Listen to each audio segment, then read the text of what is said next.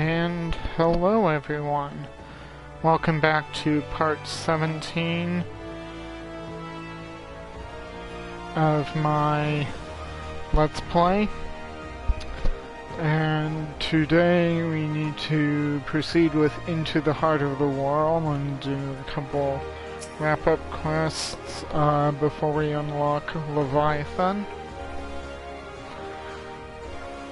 You are expected in the command room. Pray do not keep the Admiral waiting. Even though I've kept her waiting for a little bit, but okay.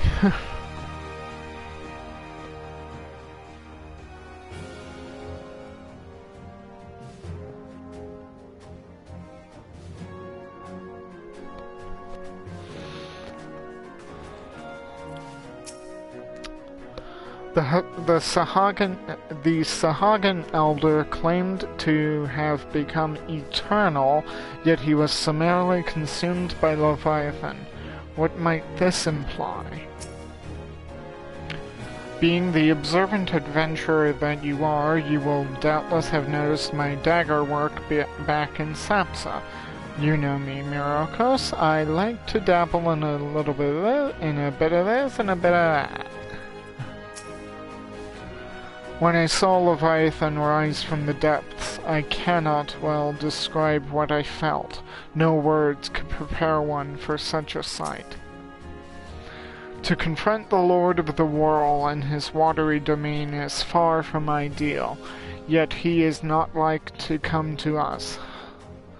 Would that he lacked the means to strike us from afar.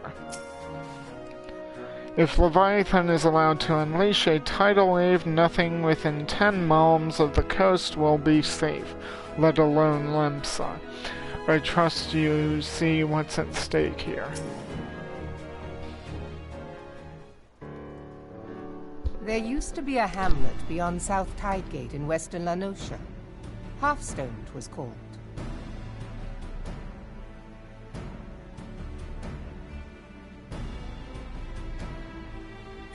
Some years prior to the Maelstrom's founding, Leviathan rose from the briny depths and set about unleashing watery hell upon us. On that occasion, the Company of Heroes put him down before he could do too much damage. But when the bastard came next, this time in the wake of the calamity, we were not so fortunate. Weary of ravaging our shoreline, he summoned a tidal wave which fair leveled Halfstone and washed the soil away for good measure. The area was subsequently occupied by the Sahagin. Aye, the thrice-damned creatures transformed it into a spawning ground for their brood. Given the quantity of crystals stolen to feed him and his legion of thralls, we can be fairly sure that Leviathan is stronger now than in his previous incarnations. If that sea demon is left to wreak havoc, what befell Halfstone may well befall a larger settlement, even Limsa. That cannot happen. The primal must be stopped. That was ever our objective, Admiral. But how are we to achieve it? The sea is Leviathan's uncontested domain. The ships of the 3rd Squadron could not close to within 100 yards of the Primal, nor could their cannons pierce his defenses.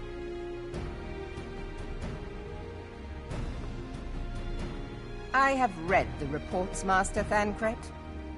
Our warships may as well have been bloody pleasure barges for all the good they did. 7 hells! Is there no way that we might strike back? The Company of Heroes defeated Leviathan, having first lured him into an inlet, but we must needs contend with him upon the open sea. It will avail us little to consult past experience.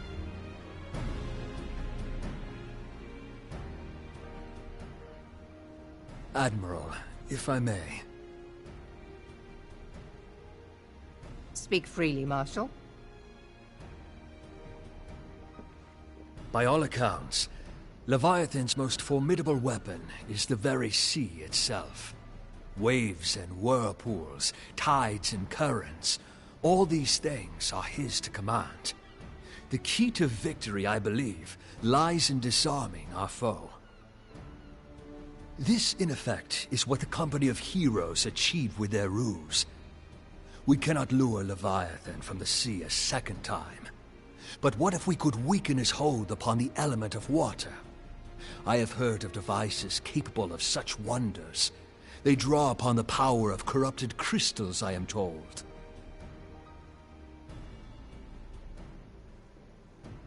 If mounted upon a ship, such a device might be used to prevent Leviathan from bringing the full force of the sea to bear against us, rendering him no more dangerous than any other sea serpent. Of course! Sid built a similar device to grant the Enterprise safe passage through Garuda's Tempest, did he not? Begging your pardon, my lady, but to give credit where it's due, this is something I heard from an old arcanist friend of mine. It makes little difference who thought of it first, so long as it works. Beg the specifications of this device from your friend, and I shall pass them on to our people at Naldic and Vermelis. But before we proceed any further, I would voice one concern. Piercing Garuda's defenses is one thing. Suppressing Leviathan's attacks, quite another. In matters of science, I am as a babbling babe, but I cannot well imagine that such a feat would be possible without a veritable mountain of corrupted crystals. The question being, do we have a ship big enough to bear such a burden? Mayhap not, Admiral, but two might. Recall you the tale of Mistbeard's greatest haul?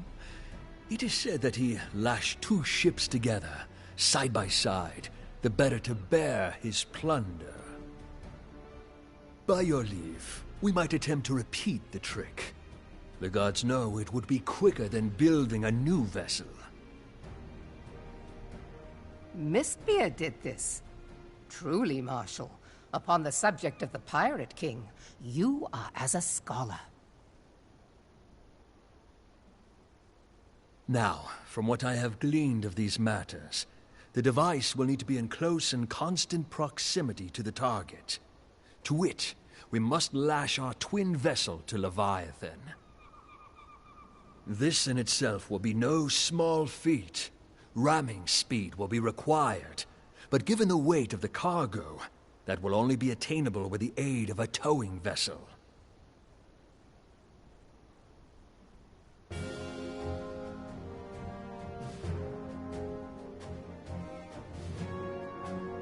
Suffice it to say, the task of piloting said vessel will entail considerable danger, and I would not ask it of another. I volunteer myself. It will be dangerous for all involved, but we have no better recourse. Very well.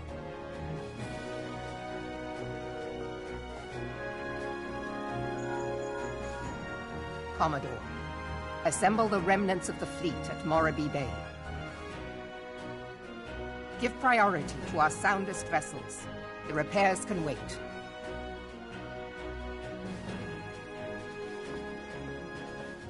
Storm Marshal Slafirson, command of the operation is yours. I want that twin vessel ready to sail post-haste. At once, Admiral.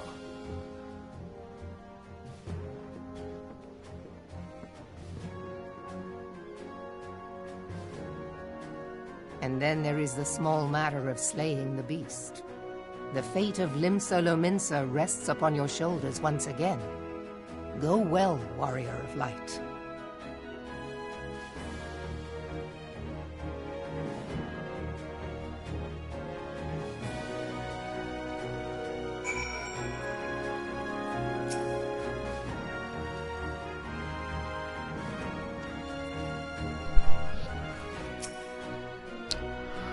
I have my people working triple shifts on the twin vessel. but it will take some time yet. Time we may not have. 7 hells. This waiting is liable to drive the lot of us mad.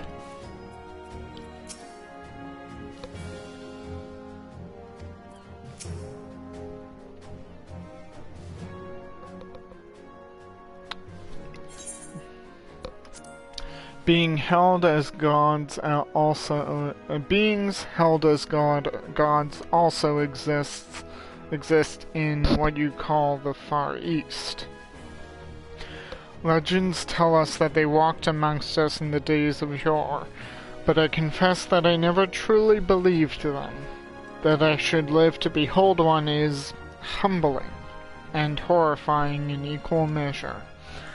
Now that I have come face to face with a primal, I do begin to understand why the Garleans fear them so.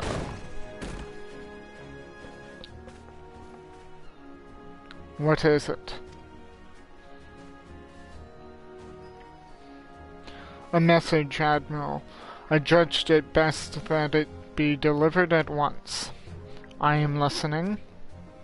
According to the Yellow Jackets, a man has appeared who claims to have defeated Leviathan. One of the company of heroes?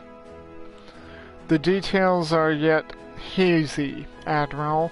We have dispatched one of our own to question the individual.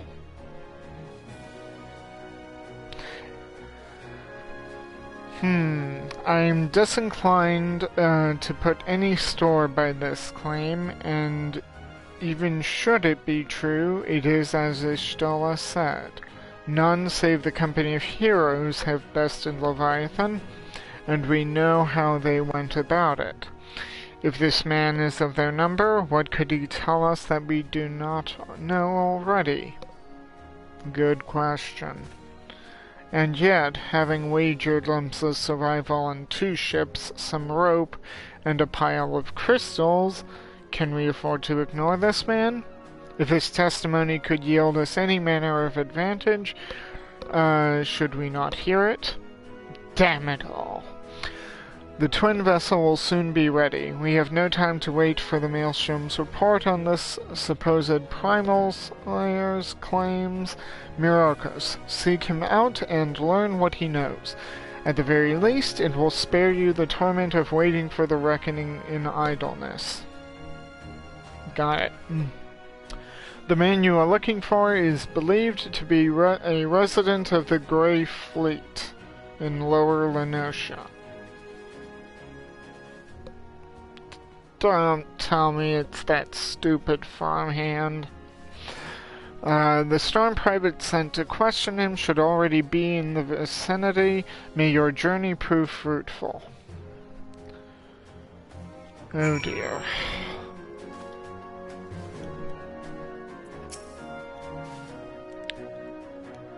Were our plight less grim, I should not ask this of you, Myrokos, but grim it is, and here we are.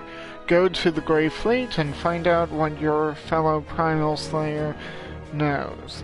If Primal Slayer he be. Oh, and you have my permission to break his bloody legs if he's lying. Ooh, I have a feeling I might take you up on this if I'm right about who it is. I wish I could take you up on that. This is hot. Okay, When I saw Leviathan rise from the depths, I cannot well describe what I felt. No words could prepare one for such a sight. Yeah, and they all are saying what I'd expect.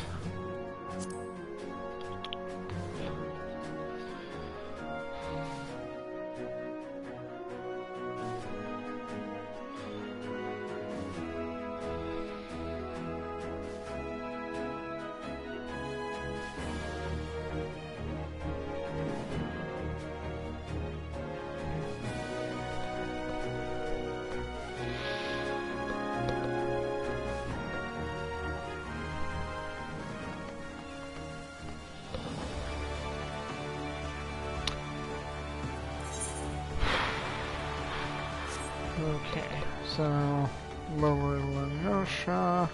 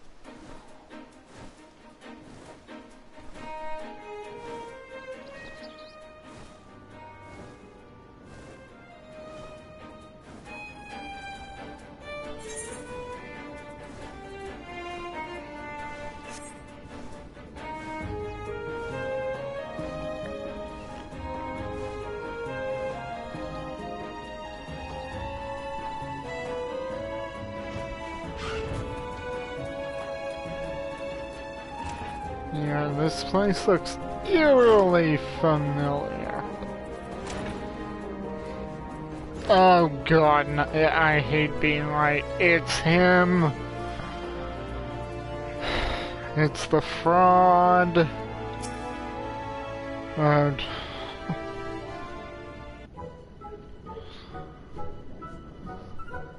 Now look here, you. You'll have your bloody story right after you carry those sacks of grain over to the mill. But sir, that's what you said before you had me pick those oranges for you, and before I mucked out the chocobo stables, and before I rolled the millstone over to the mill, and also before...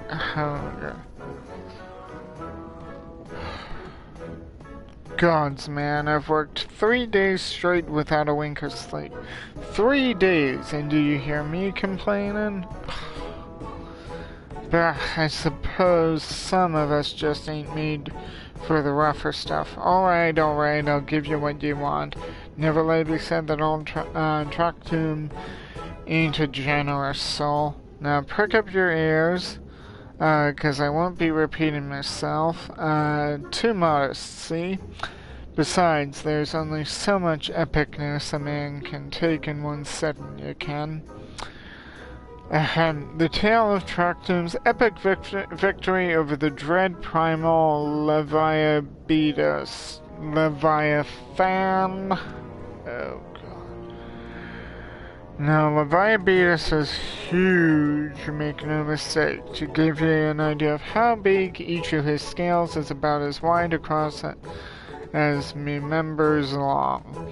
And that's no mean feat, let me tell you. When I fought him, I could barely see for all the brine he was pelting me with. Must have been a lagoon's worth at least. He even knocked me a trusty axe out of my hands at one stage. Of course that proved to be a grave mistake. What happened next? Why, I grabbed him by the tail and tied him up in knots, but not wanting to take all of the glory for myself, I let my mates in the company of heroes handle the rest. Like I said, I'm modest as well as heroic, mayhap too modest. Now there's some that say you can never truly beat Leviathan, that you've got to learn to live with him and make best of a bad situation. Not the company though. Oh my god, this guy. It's you! Yeah, it's me, jerk. I'm sorry, I didn't mean it. I was just enjoying the intention, that's all. I take back everything I said. I was never part of the company of heroes. I'm no marauder. I'm actually a complete coward. I'm nothing. I'm chocobo dung. I'm the maggots you find wriggling in chocobo dung. I have to lie with women, I have to lie to women to tumble them, and that don't happen much. Me member's tiny, it's pathetic. I sure as hells didn't fight Leviathan, but I have seen him with me own eyes. 'Twas a fair few years back when I was working as a baker's hand. I was shirking my duties one day. Oh dear. This guy has a habit. Learning about shirking my duties, learning about the harbor when I saw it. A great big mass of sea serpents, some malms off the coast, with a fleet of galleons making straight for it, cannons firing. I was so bloody scared I soiled myself right there and then. What? Oh gods, just remembering that day made me soil myself all over again.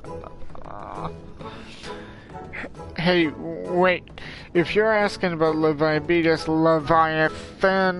idiot, it means you're planning to fight him, ain't you? Well, take care. He really is terrible, dreadful, I tell you. If you're not careful, you'll end up in his gullet or at the bottom of the sea. Stuff I didn't already know.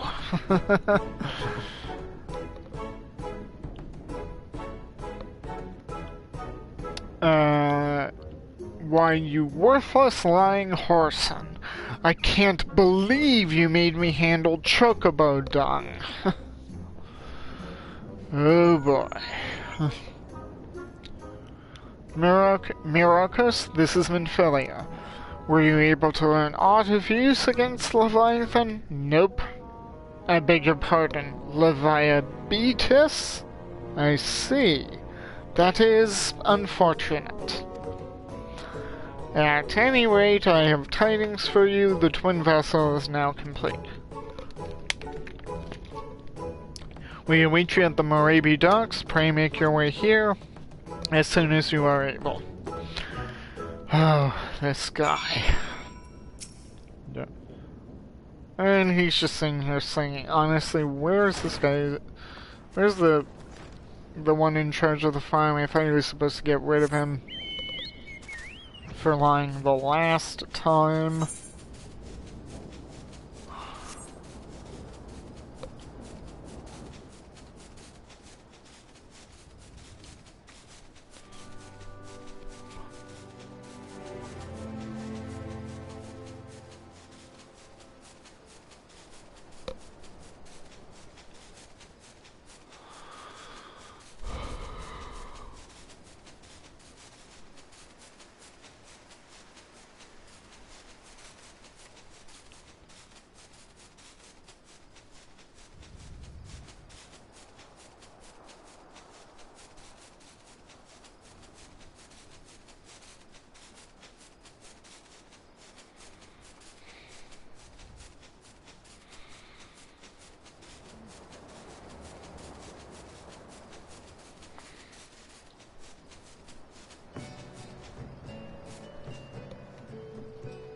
I see no indication of a twin vessel on the horizon unless that stuff over there is it.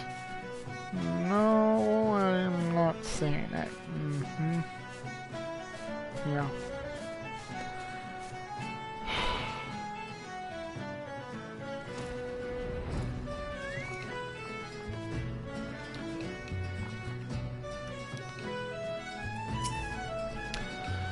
In order to build the Whirl Eater, we had to decommission 2 perfectly serviceable galleons.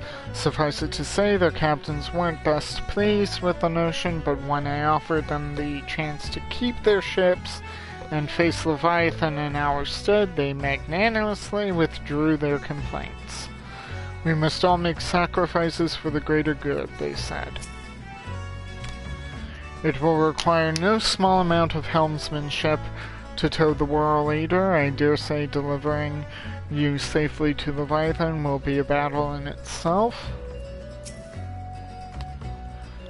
To complete the twin vessel in so short a time and with limited materials, the people of Naldik and Vimeles have won an admirer in me.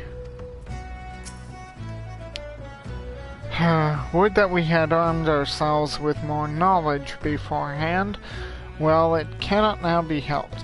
I take comfort in the fact that you have faced worse odds in the past and have ever prevailed. You will do so again, and of that I have no doubt.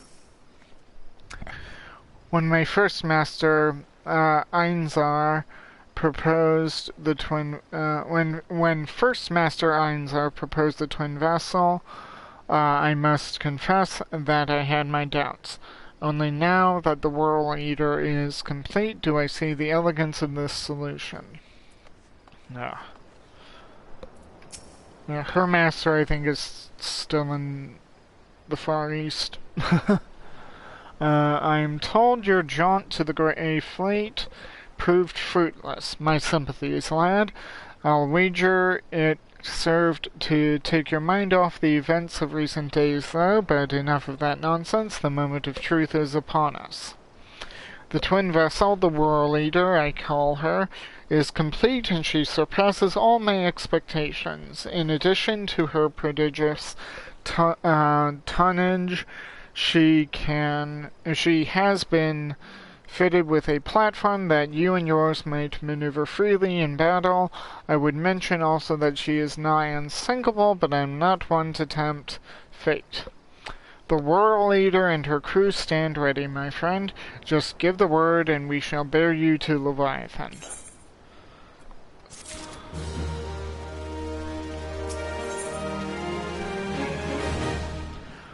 Lord of the Whirl. Einzar stands ready to send you off to your encounter with the Lord of the Whirl.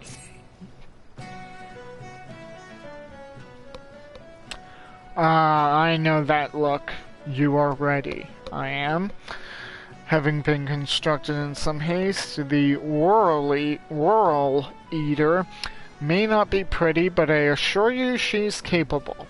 She has been fitted with what our friends at Naldik and Vimeles are calling an elemental converter.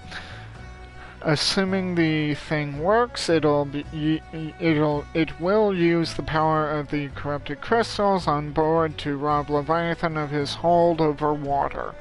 Depending on how the battle unfolds, you may well need to activate the device manually. Keep that in mind.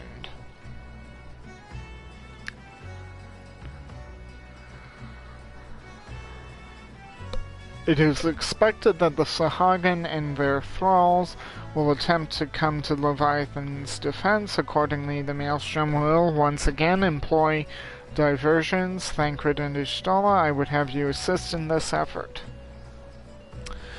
If it is to fulfill its purpose, your diversionary force must not want for numbers. By your leave, I too would volunteer my blade. We would welcome it. Having seen you fight in Sapsa, I dare say the fishbacks will find your presence highly diverting. Thancred and Ishtala, if you would join the third levy, Lady Yugiri, the fifth.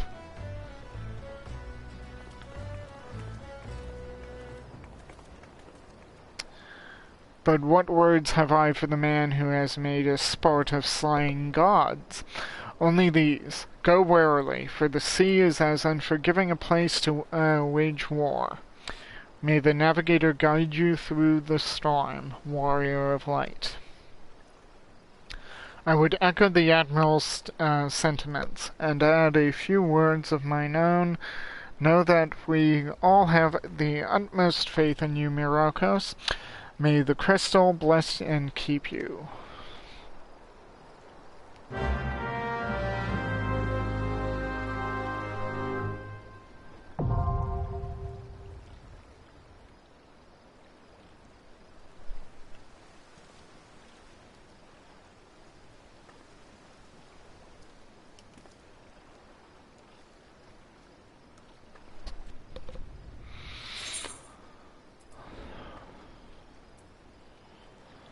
Let's get that out of the queue.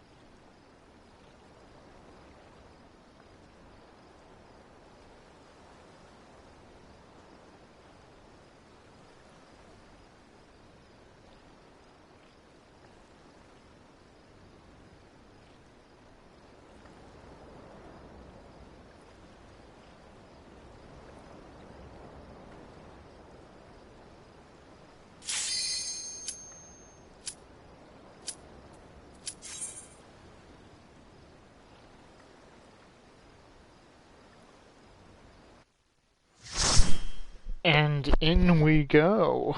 I wonder what this fight is going to be like.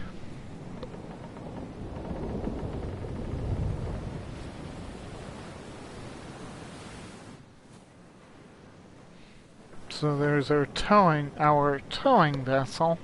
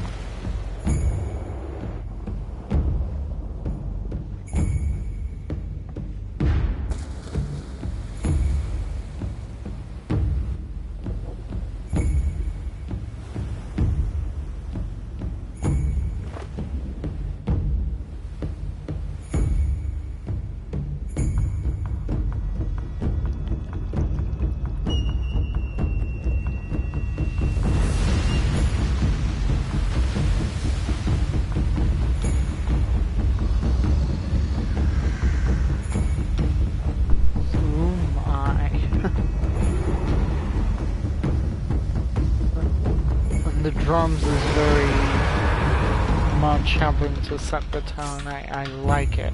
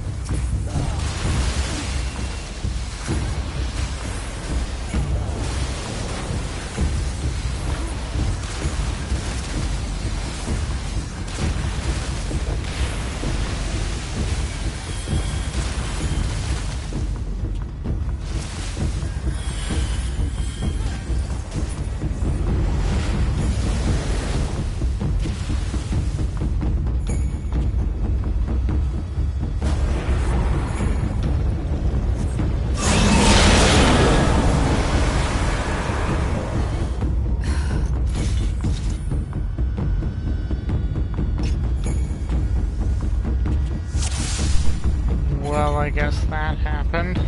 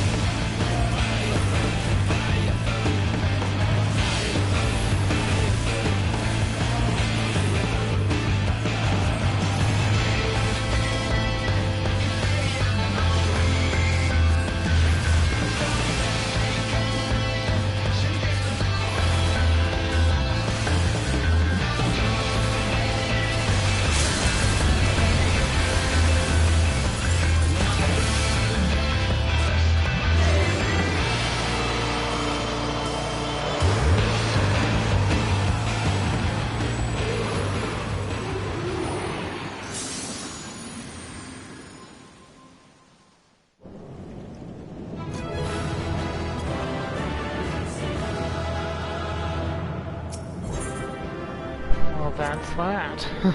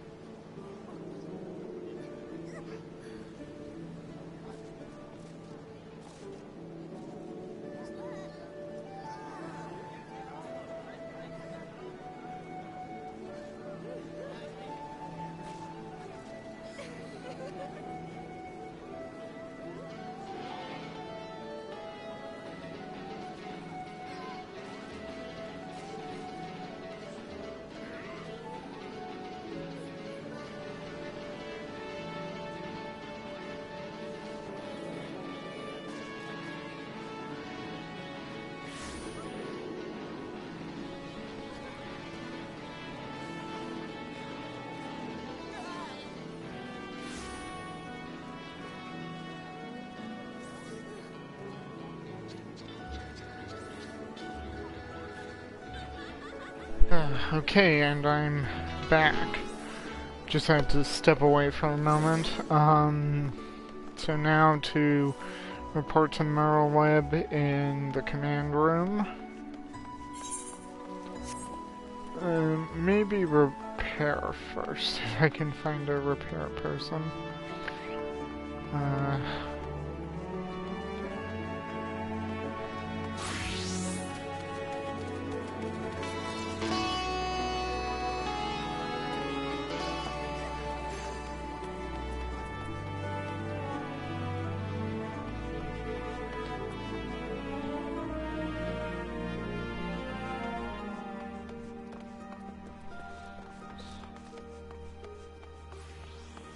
Okay, just a little bit farther, and there should be a repair person down the next stretch.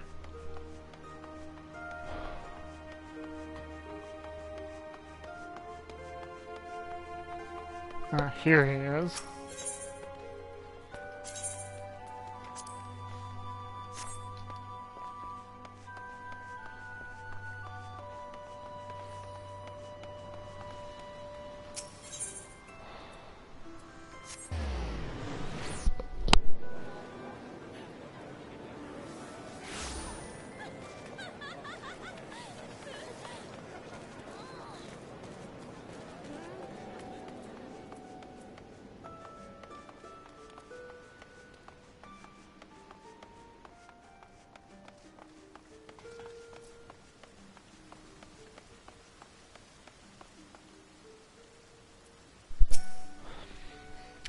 Knowing the urgency of your business, I thought it best to refrain from making conversation during your past few visits, but today I will permit myself a few words. Ahem.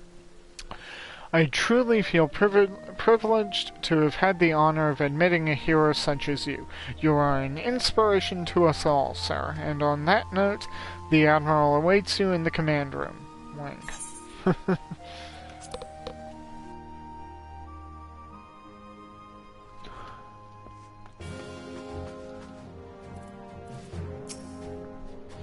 My congratulations, Myrokos. This victory will serve to quiet the Sahagin for a time, at least. That such beings can be defeated runs contrary to all I know. Whence comes your strength and sense of purpose?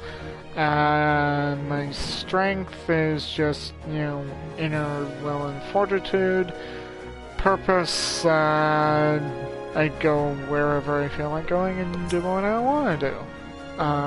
Another notch on the old belt, is it? Well done, my friend. Were I a god, I dare say I would tremble at your summoning. So often do you achieve the impossible that I fear my words of congratulation will begin to sound repetitive. If indeed they have not already. With this in mind, I shall say only that I am glad of your safe return. A number of things did not go exactly to plan, I will admit. Leviathan denied us the luxury of ramming him for one, but let us not quibble over the manner of victory. If Limsa is safe, and we are yet undrowned, I conclude that it has been a good day. No good, now go and bask in the Admiral's gratitude, will you? You have certainly earned the right.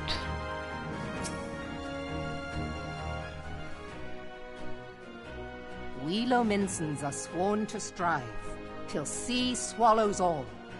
And swallow all it would have, had Leviathan prevailed. That we still strive now, we owe in no small part to you. Let it ride.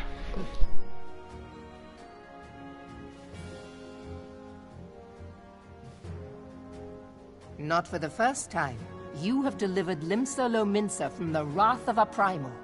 Never has our nation known a stouter ally. On behalf of my people, I give you my humblest thanks.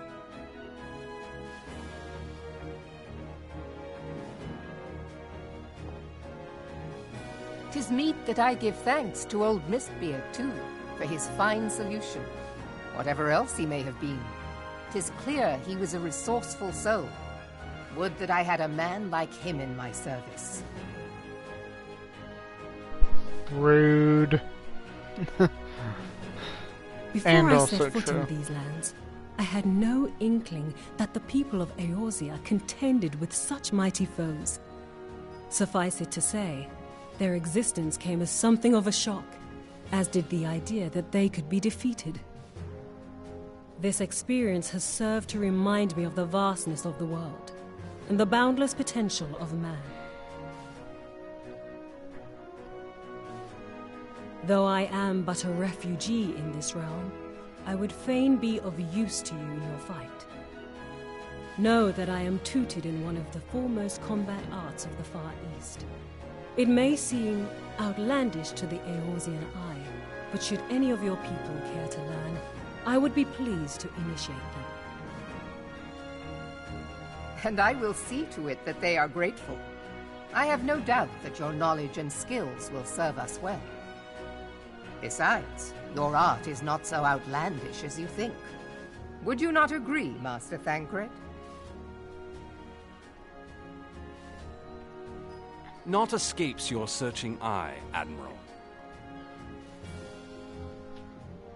Few are privy to this information, but Limsa Lominsa is home to a certain secret fraternity.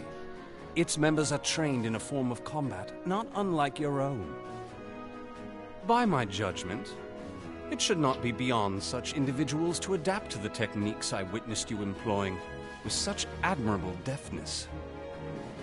I assume this is where the rogue class I am heartened to hear this. And ninja. I too noted a kinship between your style and mine own, though it seemed to me that you fought differently in the beginning. I suppose I did. What can I say? I'm a man of many talents. Though you may labor to believe it, Thancred was once something of a scoundrel who fraternized with the criminal class in these parts. Oh You my. stole her. You jest, of course. But for a chance encounter with Alphino's grandsire, he might never have left Limsa Lominsa, or received an education in Sharlayan, or taken up his post in Uldar, which is where he trained in the blade, lest you wonder.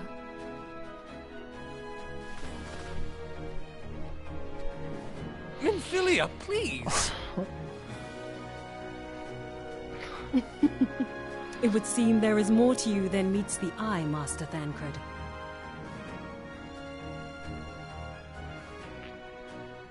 Lady Yugiri, I am told that you and yours came to Eorzea seeking permanent resettlement, and that many domins have since been engaged as frontier hands at Revenant's Toll.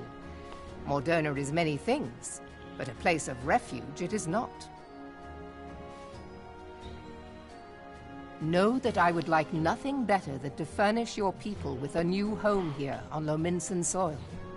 Alas, racked by instability as we are, our nation is in no fit state to take you in. Yet I'll not have it said that we turned a blind eye to your suffering. Until such time as we can do more, I pledge to send provisions. We are in your debt, Admiral. I realize that it scarce qualifies as repayment, but if it please you, I shall set about sharing my martial knowledge with your people at once.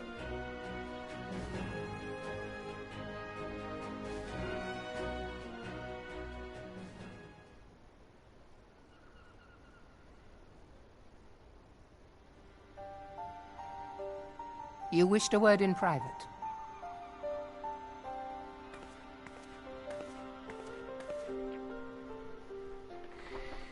The better not to spoil the festive mood. History repeats itself, Admiral. As the kobolds did before them, the Sahagin resorted to summoning their god over a territorial feud. They acted in self-preservation. It may be that the Sahagin initiated this particular clash, but how it begins does not interest me so much as how it ends.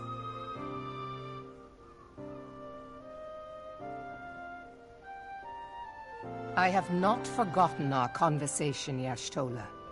I am aware that man bears part of the blame for the Primal's existence. Nor am I ignorant of the Sahagin's reason for acting.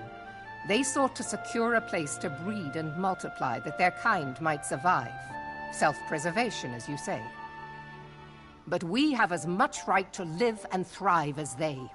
If our own survival is threatened, are we to lay down our arms and welcome oblivion? Nay. And so you kill, that you might live.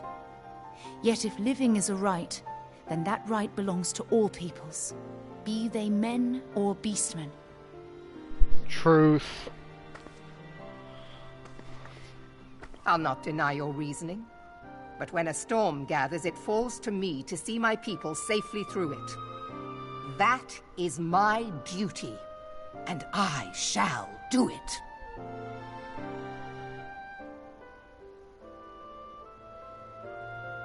As must we all, Admiral. Stay the course, then, but know that it will lead to no good end.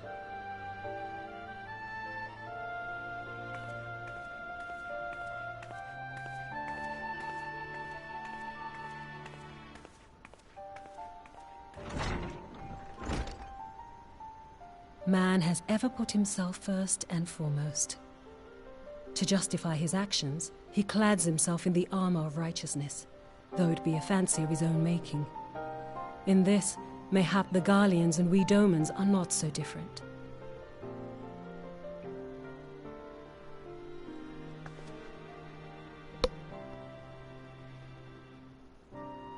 Eorzea has become as a raging sea. If we are to keep our heads above the waves, we cannot scruple to drown the man next to us. When hopes of coexistence founder, strength must determine who has the greater right to live.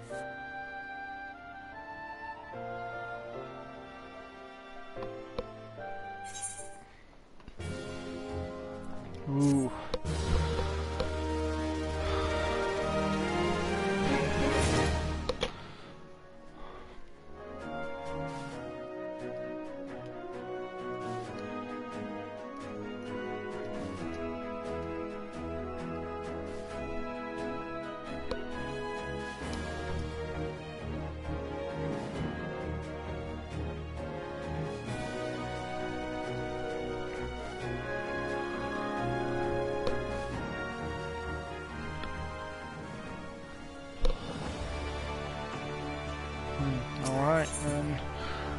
when Yugiri met the fraternity.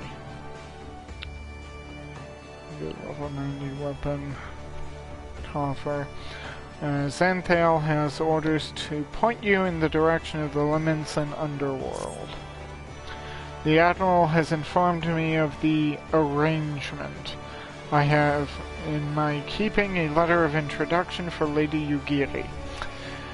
To the south stands a gate leading to a pier for smaller fishing vessels. Look for an inconspicuous Huron man there and present the letter to him. He serves as a gatekeeper of sorts. Now before you go, I am obliged to remind you that the members of the fraternity to which you would be introduced abide in the shadows of Leviathan society. They value their independence more highly than pirates, and are united by a bond stronger than mithril. To wit, they are invariably wary of new faces. Though it be penned by the Admiral herself, mere words on parchment will get you only so far into their confidence.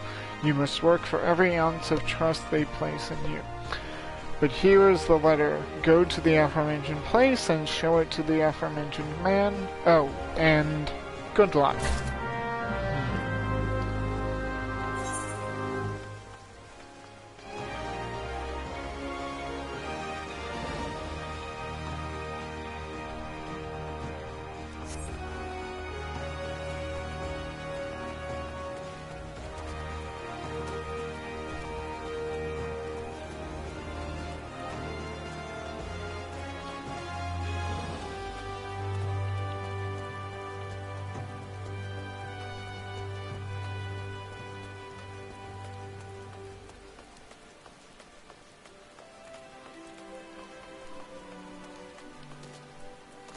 Ah, here.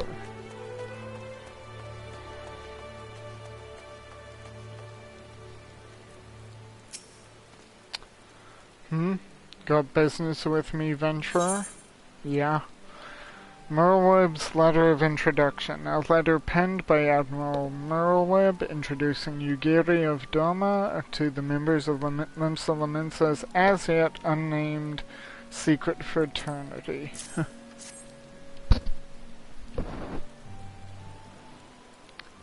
So you're the man the Admiral sent word of. I was hoping I might catch a glimpse of Thancred too, but it's been a while since I saw his shit-eaten grin. But what with all the doe-eyed wenches about, I expect he's got his hands full.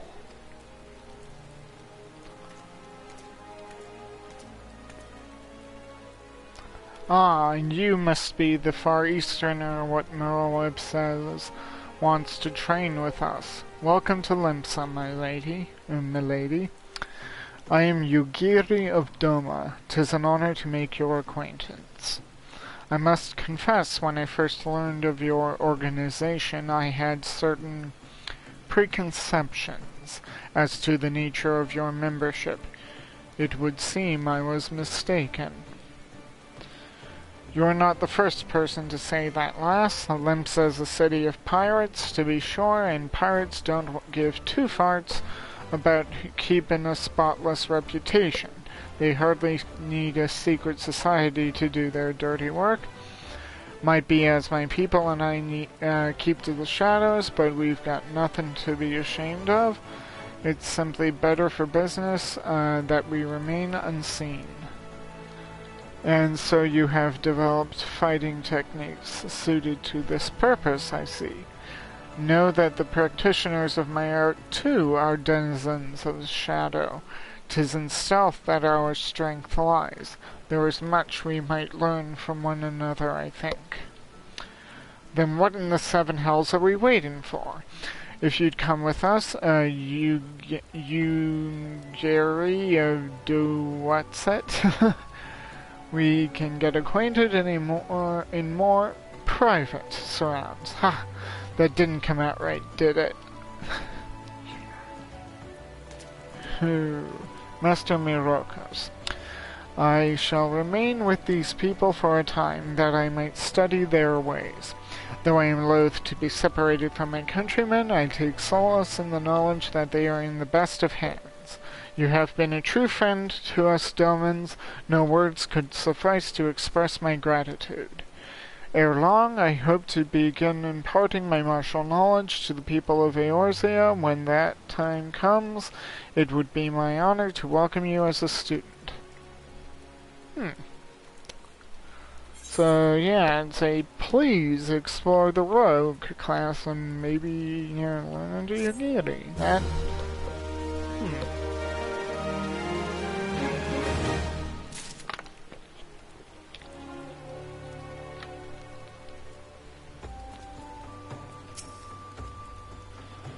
Of course, it's been ages since Thancred up and left the sisters.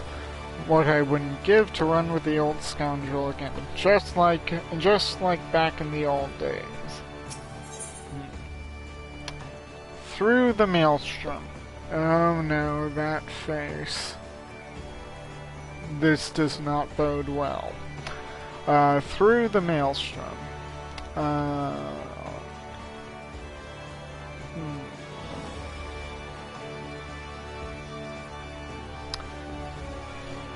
Yugiri has the air of a woman bursting with gratitude. Much and more has occurred since first I beheld Eorzea from the galleon's deck. Suffice it to say, I did not envisage being invited to play a part in your noble struggle. But forgive me, I have kept you over long. Doubtless you have pressing business of your own. Rest assured that I no longer require an escort in this land. When next you meet Lady Minfilia, pray relay to her my humblest thanks. Would that I could do so in person, but I must needs fulfill my promise to the Admiral. Till we meet again, Warrior of Light.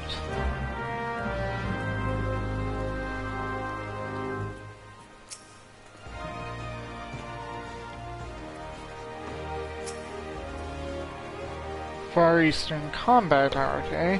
I must say my curiosity's fairly piqued.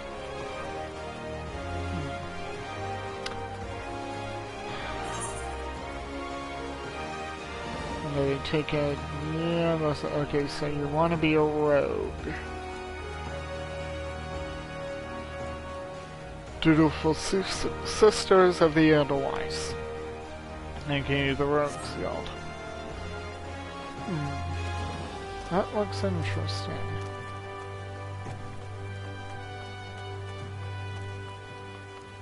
Though sadly I know my fingers are a little slow.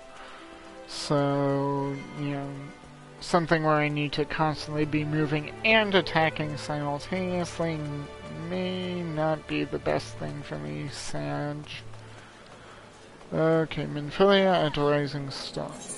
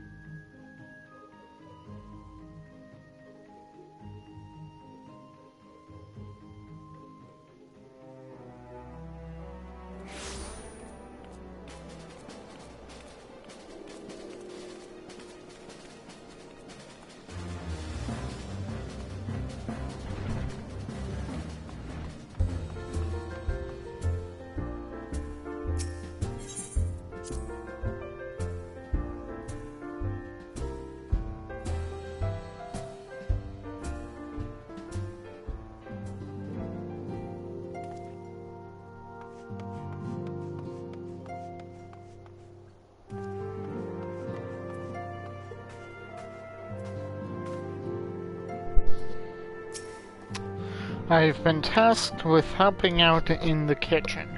Once I've grown accustomed to my duties, I hope to treat our hosts to traditional Doman cuisine. In my native land, there exist individuals not unlike these adventurers, yet without a master to serve, how does one know the path? How does one know the path that one must walk?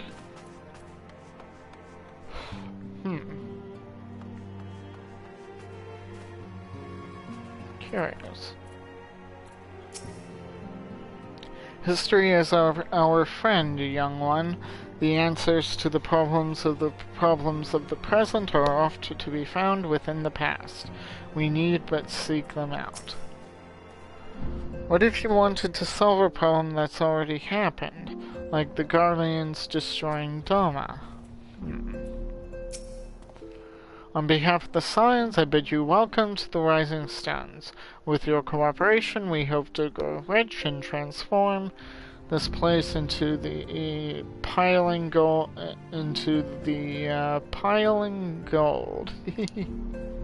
Oh, Myrokos, forgive me, but I must see to the domain's needs.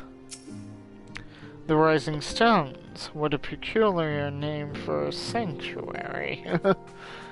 Yeah, we have our own way of doing things. You do flatter me, dear, and I do believe you've had a bit too much to drink. Uh-oh. Some 15 years ago, a mission took me to Huldah. It was then that I first chanced to gaze upon your beauty. I was utterly transfixed. I dared not blink lest I deprive myself of even a split second of your radiance. Oh dear.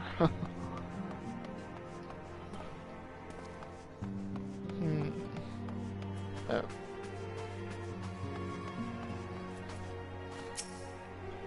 An adventurer bends not to authority, but lives and acts according to his own beliefs. He is the master of his own destiny.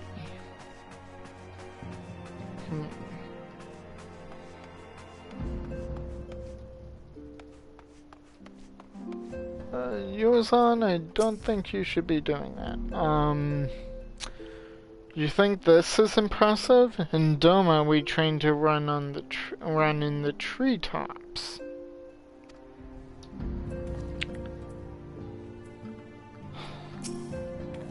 What in the seven hells are you doing up there? Get down here before you fall and break your neck. Don't mind Papa Limo, he's making a fuss over nothing as usual. Yozan's sense of balance is amazing for a boy his age. I wonder how he got so good. Some of the Domans wanted to learn how to fight, and it's fallen to me to oversee their training. First, I need to find suitable equipment for everyone.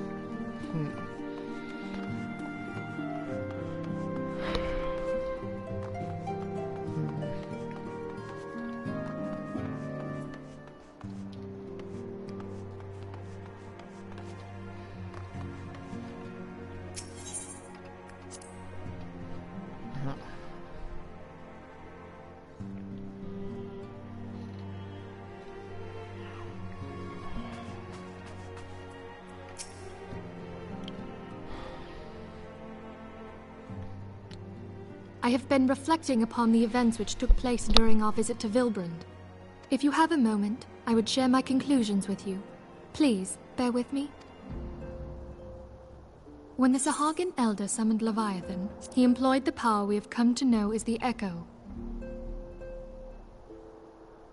Though I cannot well explain the how of it, it would seem he became immortal in so doing. When the Admiral subsequently slew him, his spirit emerged from his lifeless flesh, a consciousness shorn of physical form. Thus transfigured, he took up residence in the body of his minion with the ease of a man donning a favorite glove.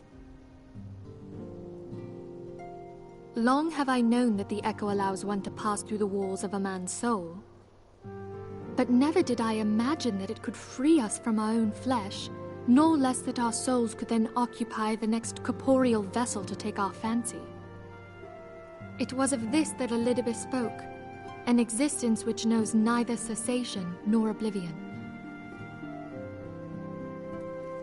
And yet, though the Sahagin had mastered his gift and thereby become immortal, he was by no means invulnerable. As we both bore witness, he was ultimately absorbed into Leviathan. And the import of this observation? If the Ascians' mode of existence is indeed the same, it can be inferred that they too are not invulnerable, that they can be destroyed. There exists a legend which tells of souls who are reborn upon the cusp of each umbral calamity, that they might stay the encroaching darkness. To most, it is but a fairy tale, yet recent events have given me cause to wonder. Could the legend in fact refer to the Echo? Much and more yet remains unknown, but I am confident that all will become clear in time. I think you may be right. For the present, however, what matters is that the key to defeating the Ascians may at last be within sight. Good. With Urianger's aid, it is my hope that I shall fathom this matter ere long.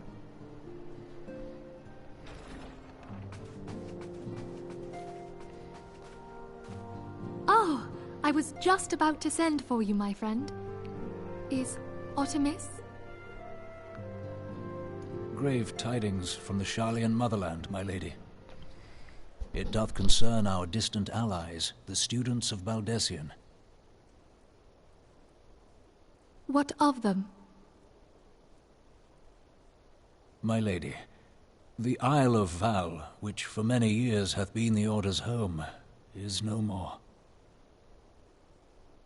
No more? Whatever do you mean?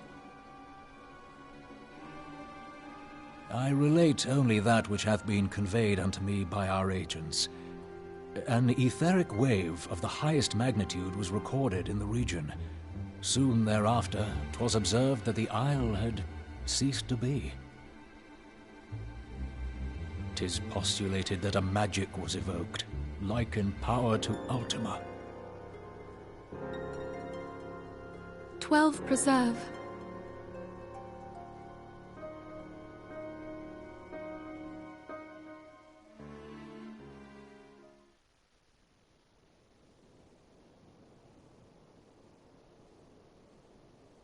If there are no other matters, I move that today's meeting be adjourned.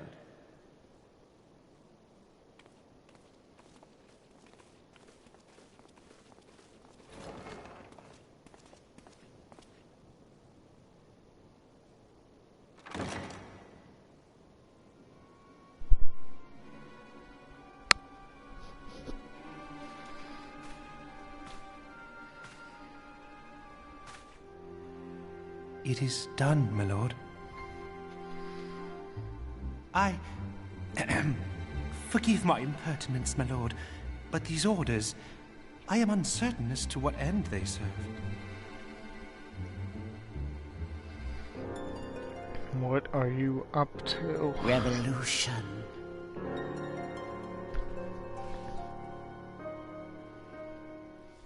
Seriously, what is he up to?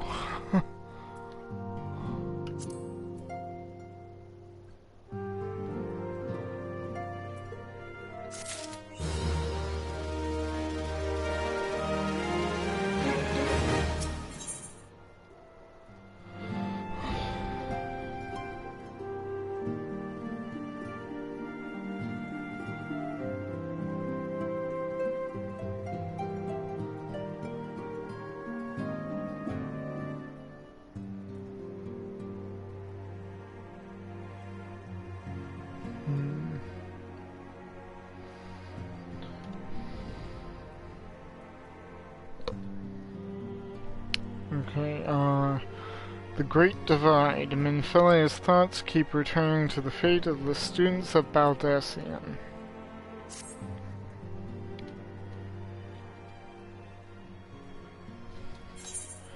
Our friends, the very Isle itself, everyone and everything. No, No, it avails us not to speculate. Urianger will send word if there are any developments. Until such time as he does, we must remain firmly focused on that which is within our power to change. With that in mind, I would speak of a different matter, one closer to home. It concerns the etheric fluctuations which we had previously attributed to good King Mughal XII. That the king is no more is a blessing for which we have you to thank. You're welcome. Yet not all is well within the Twelveswood. Our latest readings reveal an ongoing etheric disturbance of considerable magnitude. They may even suggest the presence of a primal. Needless to say, the mere possibility warrants immediate investigation, and I would have you... Asilia? I do not wish to interrupt, but we have a problem. What manner of problem? A band of refugees, hailing from Ul'dah, this time, are come to Revenant's Toll seeking asylum. It would seem they expect us to afford them the same treatment we gave the Domans. At present, they are in the seventh heaven awaiting a formal response. I see. Mayhap this was to be expected. I shall meet with them at once. Asilia, you know full well we haven't the resources to accommodate many more people. Consider what will happen if you do this. Word will spread, and more will follow. Your opinion is duly noted, and I will hear their suit. Myrokos, I should be grateful for your presence at this meeting.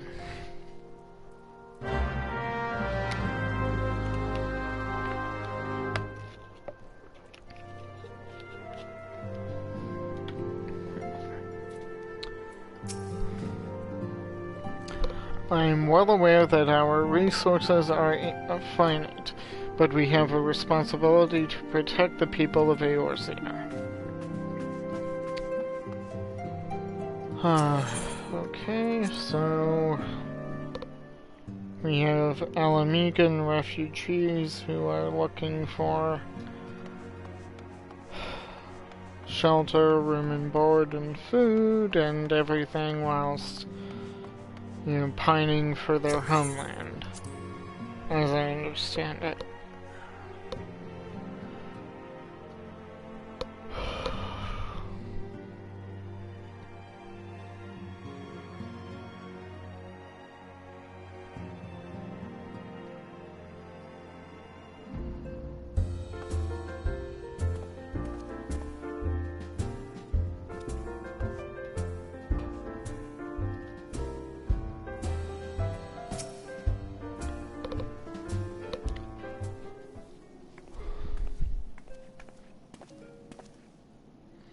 I apologize for keeping you waiting. My name is Minfilia, and I lead the Scions of the Seventh Dawn. 12 be praised, it is you! We're ready and willing to work, same as the Domans. Just give us a task and we'll see it done. Pray calm yourselves. I appreciate your enthusiasm, but I know not of your situation. Beg your pardon, antecedent. I ain't so good with words. We've been living off the scraps of Ul'dah for years now, trying to piece together a life to replace the one what got took. They say there's work, but there's not for an honest man. Not as wouldn't sully his soul sooner than his palm any road. The flames do what they can for us, of course, but it ain't near enough. And it's only getting worse. When the calamity brought us to our knees, those rich bastards in the city didn't help us up. They climbed on our backs. I don't pretend to be clever, but even I can see what's coming. I knew we had to run. The only question was where, and then it came to me. Revenant's Toll. I mean, you took them foreigners in, didn't you? So you'd surely do the same for us. Oh dear. I fear the situation is rather more complicated. While it is true that we accepted the Doman's petition for aid, that decision was the product of extraordinary circumstances. I sympathize deeply with your plight, but pray understand that it is not possible for an organization of our means to aid all who have been affected by the calamity. And so it is with great regret that I must deny your request. But we've nowhere else to go. You're turning your back on us? If I might have a word... Tataru, is Autumnus? Ill tidings from Ul'dah, my lady. Alphino has been wounded. What? How? Is it serious? I cannot say for certain, but I fear it might be. According to the Flames, the refugees started a riot. They went wild, apparently lashing out at any and everyone. Oh dear. That can't be right. Why would they? They must have been provoked. The demonstration was meant to be peaceful. 7 hells. Now the Blades have an excuse. They'll round us up and kill anyone who tries to resist. Antecedent, please, if you won't help us build a new life, at least help us keep the ones we've got. My lady? We are not ones to stand idly by and watch innocents suffer. However, until we know more of the circumstances surrounding this riot, I am not certain what aid, if any, we can provide. If the authorities determine that the refugees attacked without provocation, then those responsible will have to answer for their actions. How can you be so blind? Find Alphino, and quickly. If he is in danger, or worse, I would have you and none other by his side. Thank you. Pray do not concern yourself with the matter we were discussing earlier. Ida and Papalima will see to it. Alphino is being treated at the Hourglass. Hurry, Myrokos.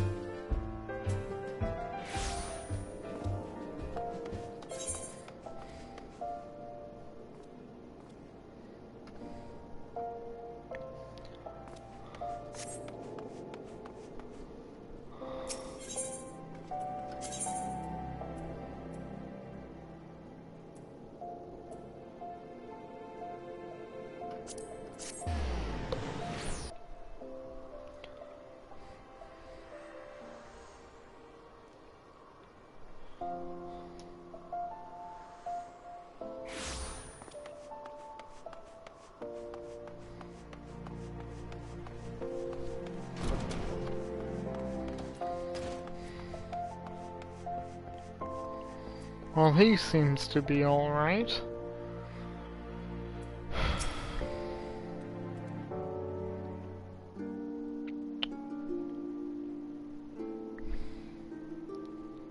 Come, you must have gathered by now that Tataru is given to exaggeration. As you can see, I am quite well. Yep, back to his annoying Redditor voice self. Ul'dah, on the other hand, is not. This riot was anything but an isolated incident. There is a restlessness in the air. Tensions long simmering are at last threatening to boil over.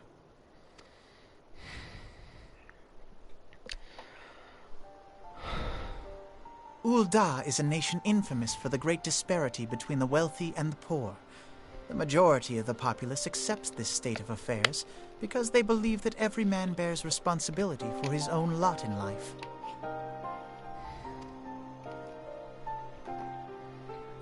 To an Ul'dan, money is the foremost, and some would say the only measure of a man's worth. Small wonder that the wealthiest wield the greatest influence. So where do the refugees fit into this social hierarchy? What place is there for those who fled Alamiga and the destruction of the Calamity? Plainly, there is none. They have no wealth, no power, and no worth. To the Ul'dan way of thinking, they may as well not exist. Choosing to ignore their existence, however, is patently not an option. General Rauban and the Sultana understand this, which is why they ordered the Immortal Flames to provide the refugees aid and succor. Yet none would dispute that the expenses incurred by this policy grow by the day, with no end in sight.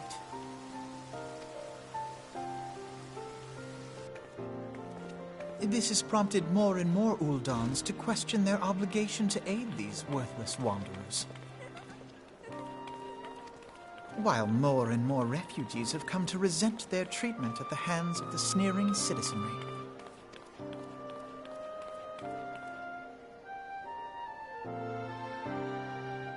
The manner of Lord Lolorito's refusal to grant the Dolmens asylum bespoke a disdain for all refugees, an attitude shared by the rest of the monetarists.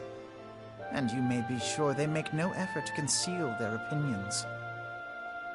It was only a matter of time before the refugees united in protest, nor is it any surprise that some among them would ultimately resort to violence.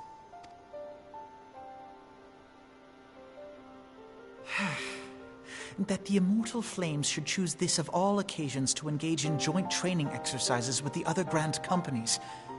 By the time they return, the situation may well have deteriorated beyond mending.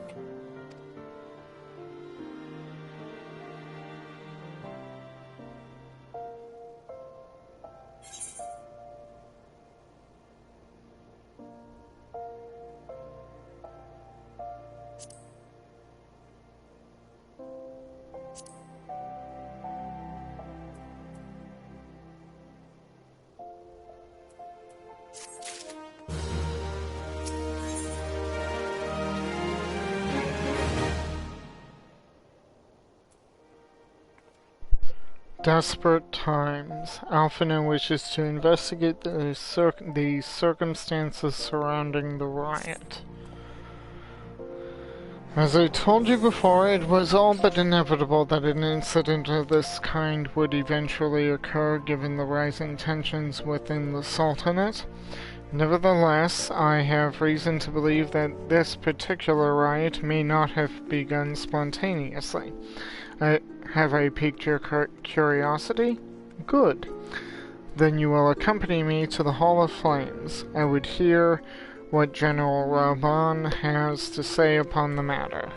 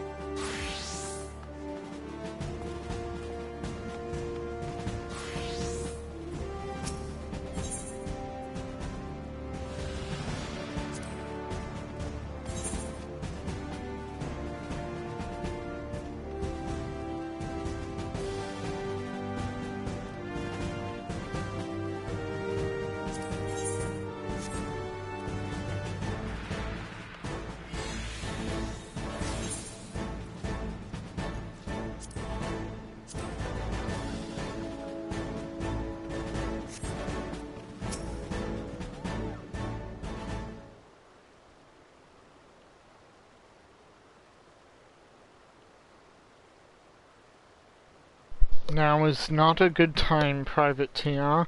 My hands are full dealing with the refugees. Precisely the matter we wish to discuss, General. Alphino, back on your feet already. You may credit my swift recovery to your Carugians. My memories of the riot are still somewhat muddled. I trust you managed to regain control of the situation? Not entirely. We secured the city soon enough, but not before the unrest had spread to the surrounding territories. Pockets of resistance remain throughout Thanalan. We have sent what forces we can spare to root out the last of the belligerents, but progress is slow. They are damnably elusive. I can well imagine, given that the majority of refugees live outside of the walls, it stands to reason that they would know the lay of the land. What I do not understand is how they came to be so well prepared. Before my little accident, I observed that several of the refugees were armed, and not with butcher's knives or pitchforks, but with martial weaponry. I need hardly add that such equipment is costly. None can deny that tensions between the Uldan citizenry and the refugee problem have increased since the Domans were turned away, but would that motivate a starving man to purchase arms in lieu of food? I think not. And what of those who have not even a single gil to spend, who could not survive without the aid provided by the immortal flames? Surely they would sooner sell a weapon than bring it to bear against their benefactors. Come to the point. Yeah, Redditor, just get on with it. Very well. My point, General, is that this powder keg of discontent was not set alight by chance. You're right, it wasn't. These events were deliberately set in motion, and now order must be restored. That is my first duty. Until it is done, any investigation can wait. I do not have time to discuss this. My scouts will be returning anon.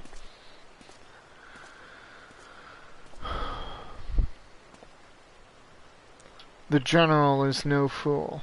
He keeps his own counsel, and with good cause.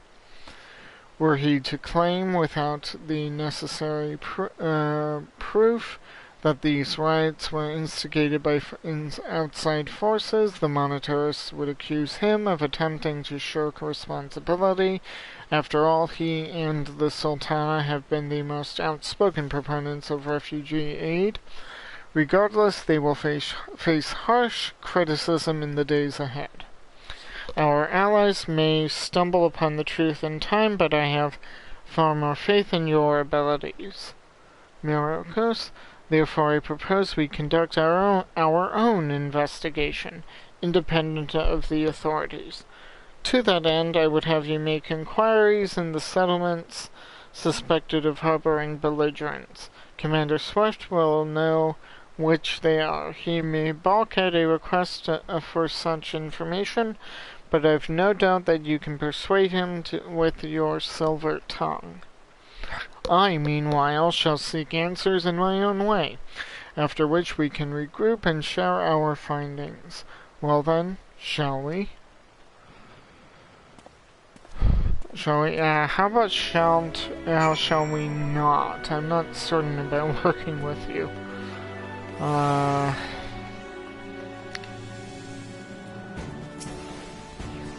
You look as though you have something to say, Private Tia. Do you? What you ask is no simple favor. Were such information to fall into the wrong hands, the lives of countless soldiers would be at risk. Even so, there is wisdom in your words. An able individual, even one with ties to the flames, may be better suited to the task than a regiment. Very well. The Brass Blades have reported suspicious activity in the vicinity of Lost Hope. It may be unrelated to recent events, but we doubt it. I suggest you begin by speaking with the Blades posted there.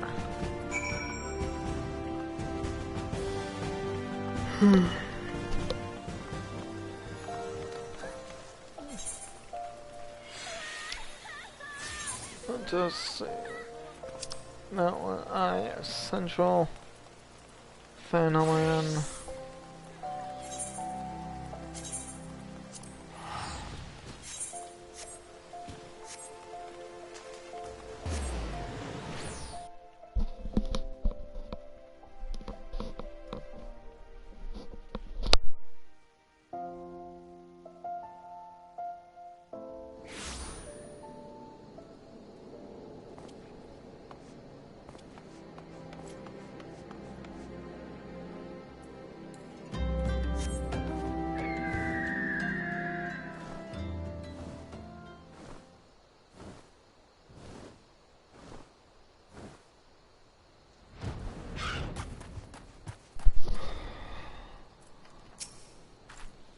And what brings you here, adventurer? A search for refugees? Well then, you've come to the right place.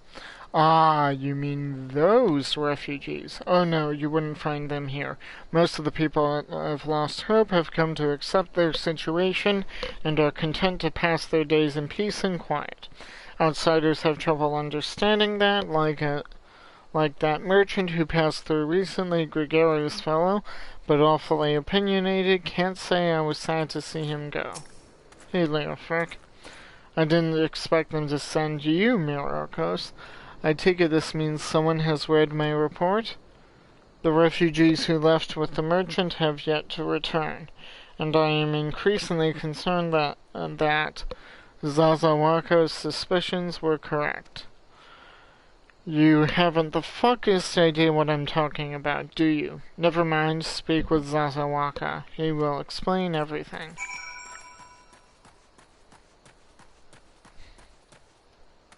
You another one of Quiveron's men?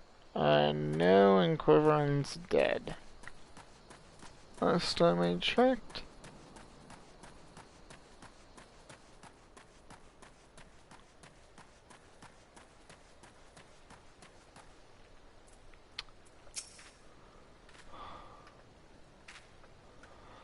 Ah, don't hurt me. I'm not one of them.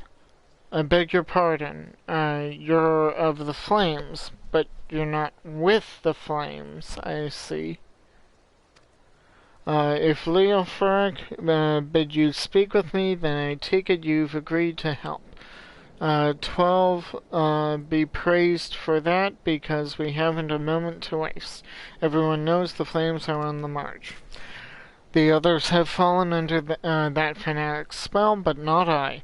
Promises of revolution and retribution, of holding the ruling class to account and taking that which is owed. Ha! A childish fantasy. I did everything I could to dissuade the others from leaving, but few would heed my words. Now that one of our idealists has returned, however, the madness of the merchant's plan is plain for all to see.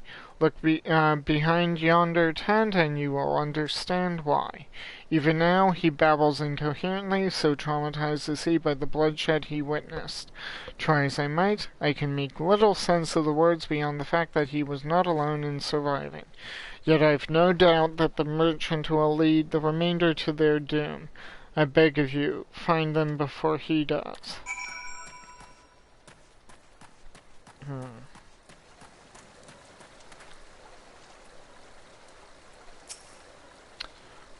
What are you doing? Don't draw. Don't draw. Why didn't you run away with me? We could have escaped together. Then you'd be here with me. Be here to soothe me. Why did you have to stay and leave me alone?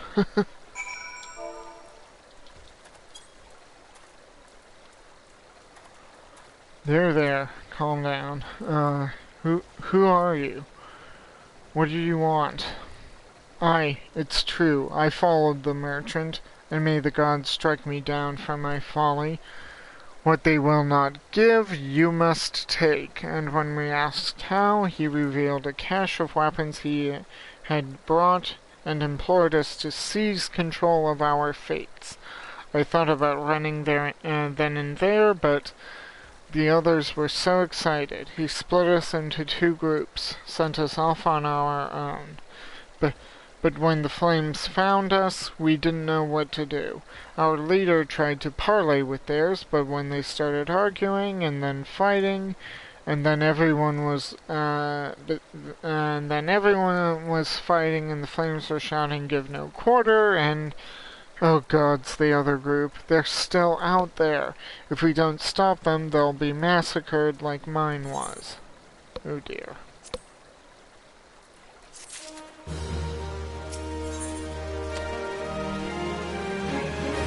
Shock and awe. The terrified refugee would have you find his brethren and convince them to lay down their arms. The other refugees are hiding in the caves south of Lost Hope, but to approach them would be fruitless. They would sooner call us agents of the Sultanate and try to kill us than listen to reason. Why, the twins might even deign to do the deed themselves. A pox on all bloody sellswords. They were supposed to train us to fight, but the ones he sent with us vanished during the struggle. Oh, if only we had never listened to that merchant's ridiculous claims. He said our cause was righteous, that the gods would never suffer us to be defeated. Though if they were forced to confront reality, that's it. Challenge the twins to combat and show my brethren that their strongest warriors are no match for one man. Mayhap then they will agree to lay down their arms and renounce this plot.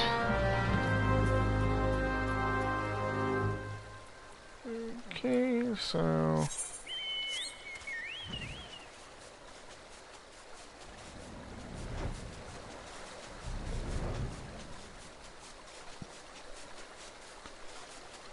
need to go around here.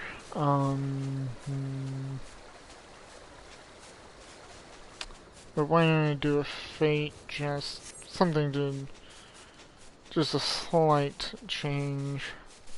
Slight.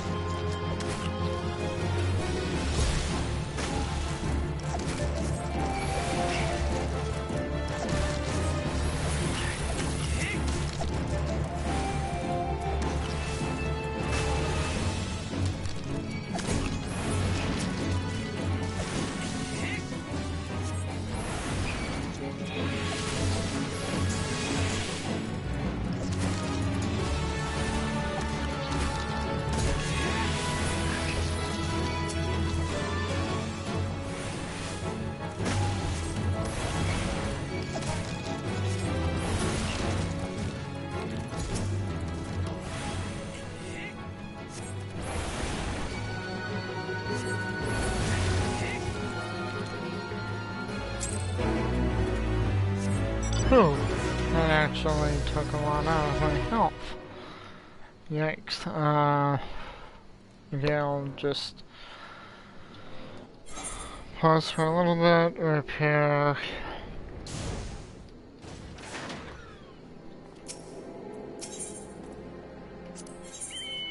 We do, because I have a feeling I'll need to.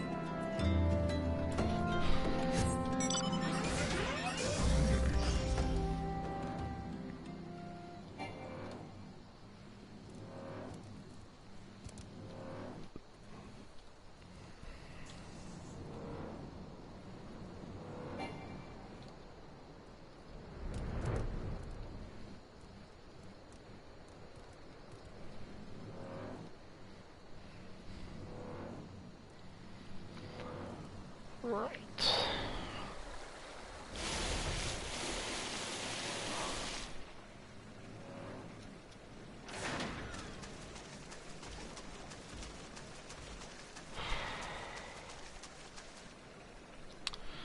Okay, I gotta be right back.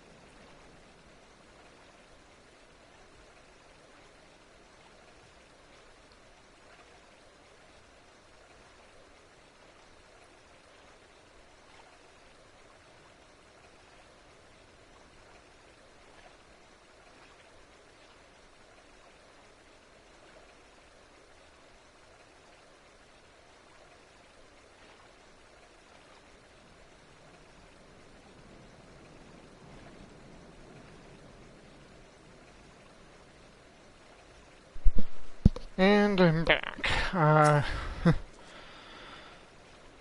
Seven Hells, they found us. Everyone grab your gear and make for the rendezvous point. So that's your game, is it? Sorry to disappoint you, lad, but we're more willing to kill you ourselves. Oh dear.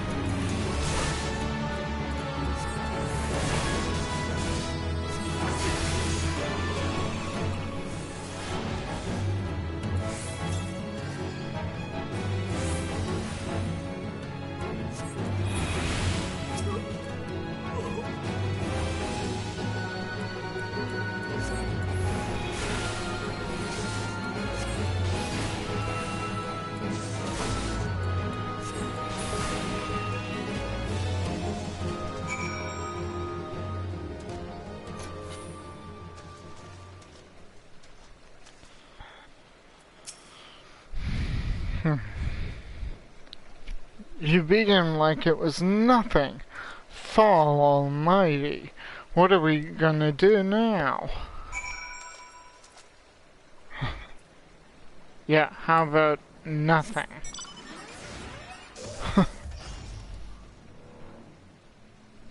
Because this wasn't the way to do it.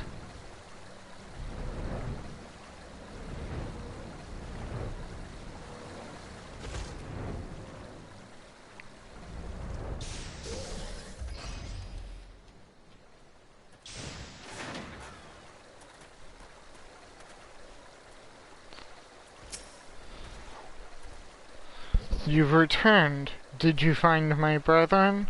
What of the twins? What happened? I see. Well, you had no choice. Better that a handful of them take a beating from you than the lot get butchered by the flames. Tell me, what did the merchant have to say when it was over? What merchant? No merchant was there. Huh? But where else could he be? Unless he went to Stone's Throw to recruit others. Oh dear.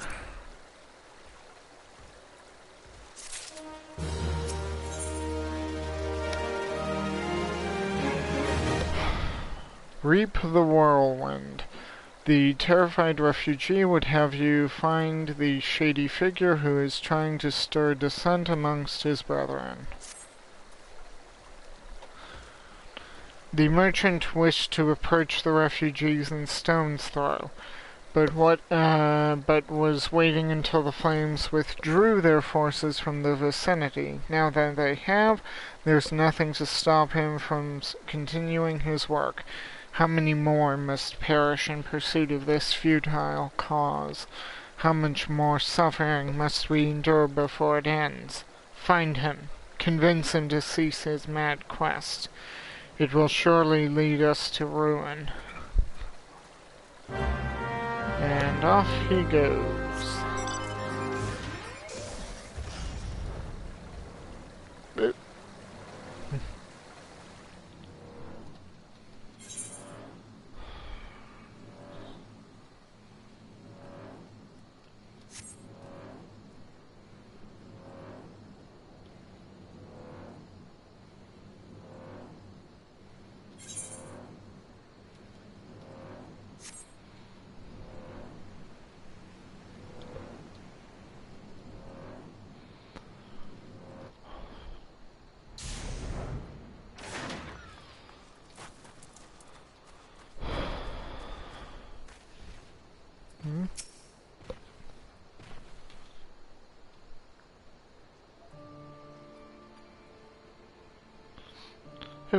Have you seen my parents? Oh dear.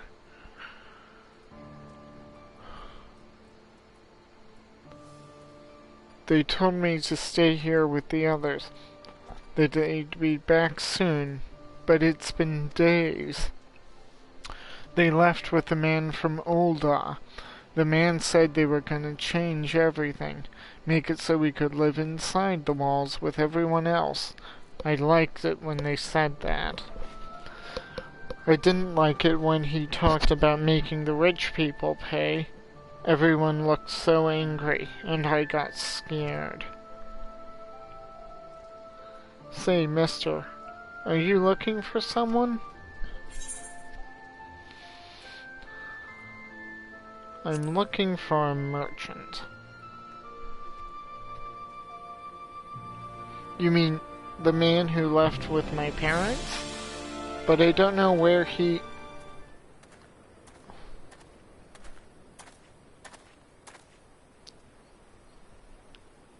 Wait, over there. I think that's him. Well now, which of these gullible fools shall be my next victim? Oh no, we've been spotted. You, oh dear. He's getting away. Go get him, mister. Yep. And here I thought I'd have a timed trial instance of having to literally run.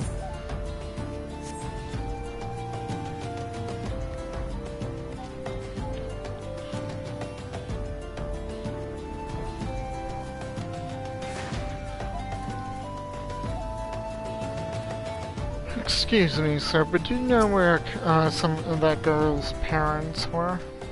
Or have gone?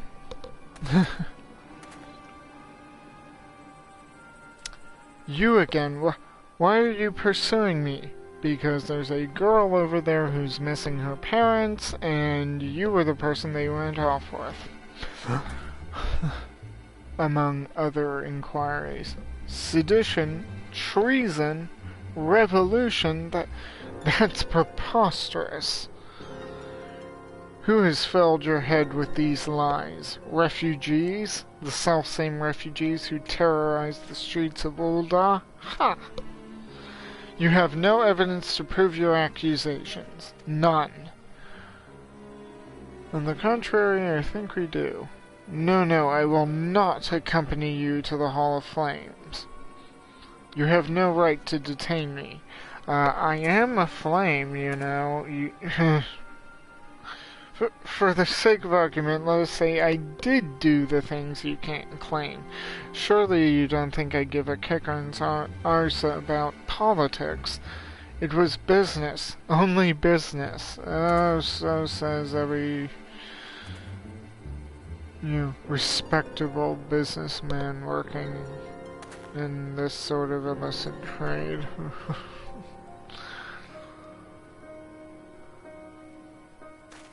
Uh-oh. We both know I'm not the one you want. However, if you agree to protect me, I swear I shall tell you everything.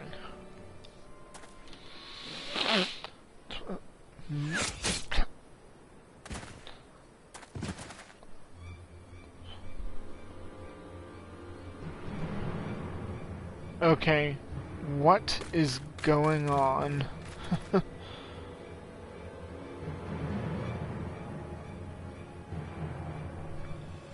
What's all this commotion? Seven hells.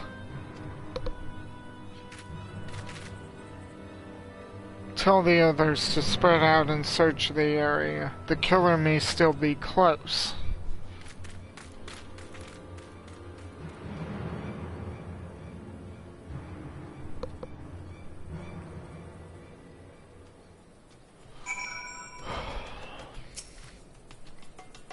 Hold, adventurer. I would know more about your relationship with the victim, as well as the events leading up to his death. Very well, I'm with the Immortal Flames. I've been investigating the riots, and he was about to tell me about some relation to that, and yeah, then he was murdered. This man was responsible for the recent riots. Mayhap we owe his murderer a debt of gratitude. In any case, it is obvious you are not the one whom we seek. You may carry on with your investigation, son. They thought I was responsible for this?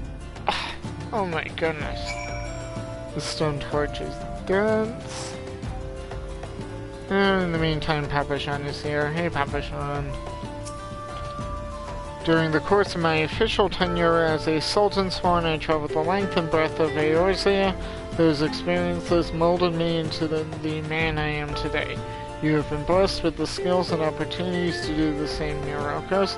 I pray you do not squander them. Yeah, I've been using them. Report to Swift at the Hall of Flames.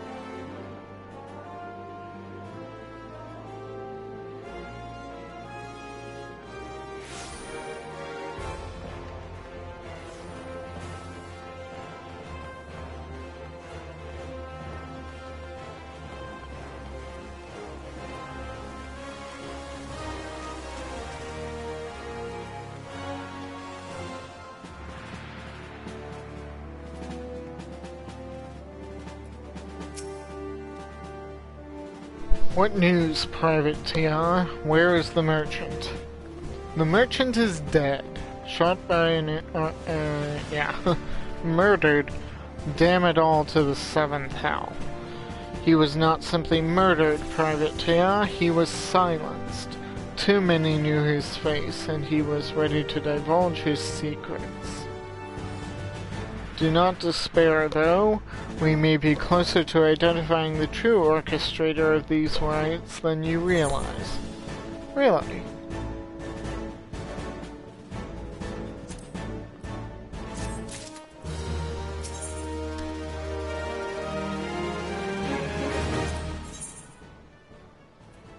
Okay, that's the Beast Tribe one, the PvP one.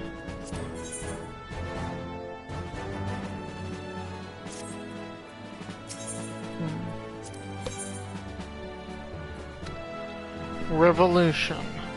Swift has a message for you from General Raoban.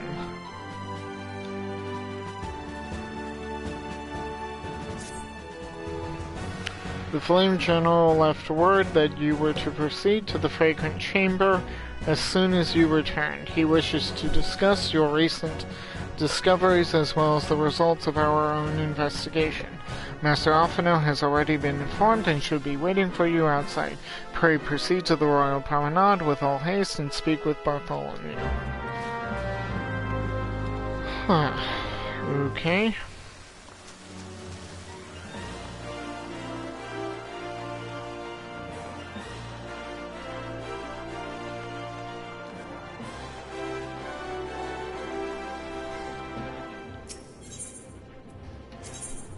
No, I don't want to. Oh, no, I don't want to visit another world.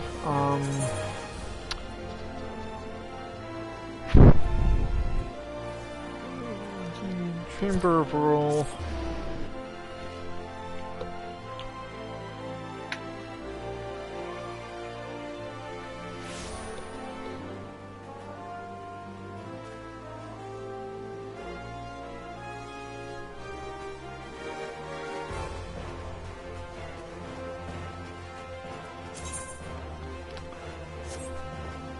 Okay.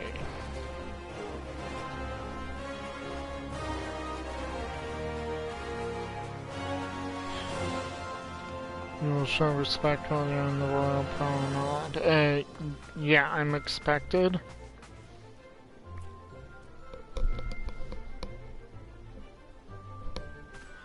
And that's another round of thunder coming in. Oh dear. Excellent work, Myrokos. The information you brought us helped me persuade General Raoban to call this meeting. Mayhap now we can discuss matters openly and honestly. We have been expecting you, sir. Please proceed inside.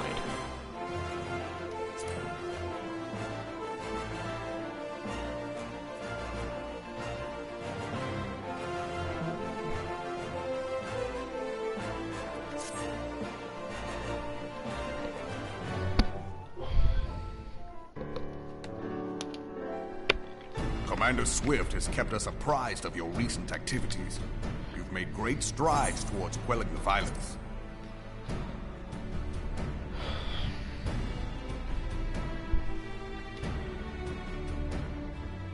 Despite our best efforts to determine what provoked this uprising, the truth continues to elude us. Have you uncovered aught which might shed some light on the mystery?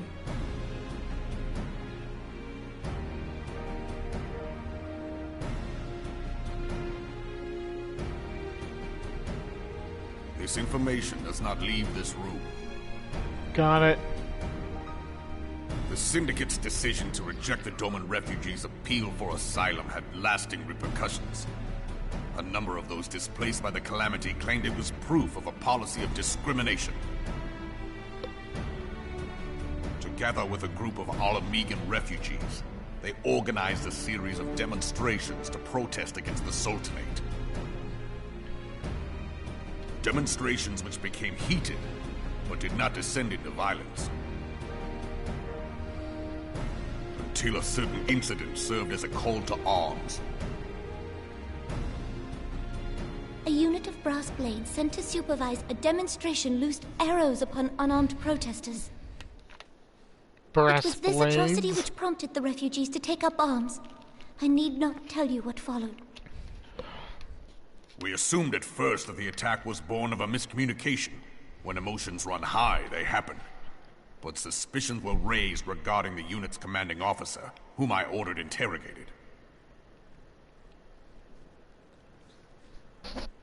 Sure enough, our fears were soon confirmed. The dog confessed that a merchant had offered him coin to give the order. A merchant in the employ of Teleji Adeleji. Oh my god, that... Teleji Adeleji. But he spoke in favor of the Doman's cause, and has ever seemed sympathetic towards the refugees' plight. Why would he do such a thing? Because he sees profit, and because he cannot be trusted. Know you of the Cartano Reclamation Bill? It is a proposal to annex the Cartano Flats so that refugees may establish permanent settlements. When last I looked, that was disputed territory. Yeah. And he only sees profit in it specifically so that he can extract whatever's there for himself. Duh. Aye. Some might even call it a battlefield. How Alphino forgot that Teleji Adeleji is only sees profit for himself in all of this. How could he forget that? He himself said it.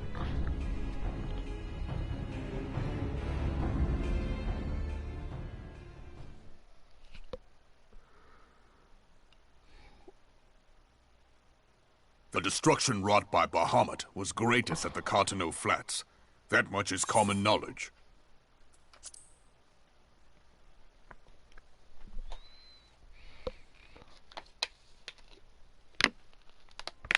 What is less well known is that his rampage laid bare ancient Alagon ruins, of which no record existed.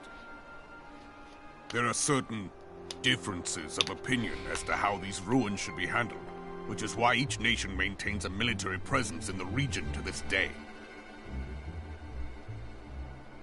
Yet differ though we may, we are still allies. Therefore, in the interest of preserving the Eorzean alliance, we have reached an agreement. Any conflict which may arise during the course of military exercises in the region shall have no bearing on relations between our nations. In full knowledge of this delicate state of affairs, Teleji Adeleji proposed the Cartano Reclamation Bill. A shameless bloody ruse which stands to benefit him in but one conceivable way. If successful, he will gain control over the disputed territory under the guise of assisting in the resettlement effort. And you can be sure he'll build an orphanage next to every Alagon ruin. And then use the labor as cheap labor.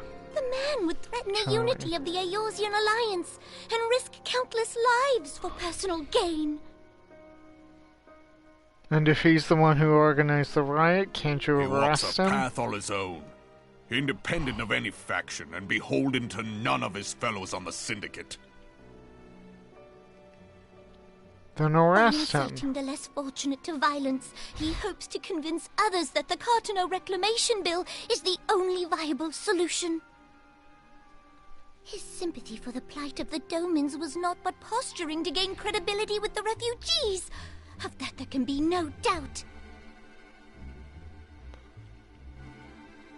Then arrest him. Forgive me, but what could possibly motivate Teleji Adeleji to go to such lengths? What is so special about these ruins that he would risk his position on the Syndicate, and, most likely, charges of treason against the Sultanate? Omega. Pardon?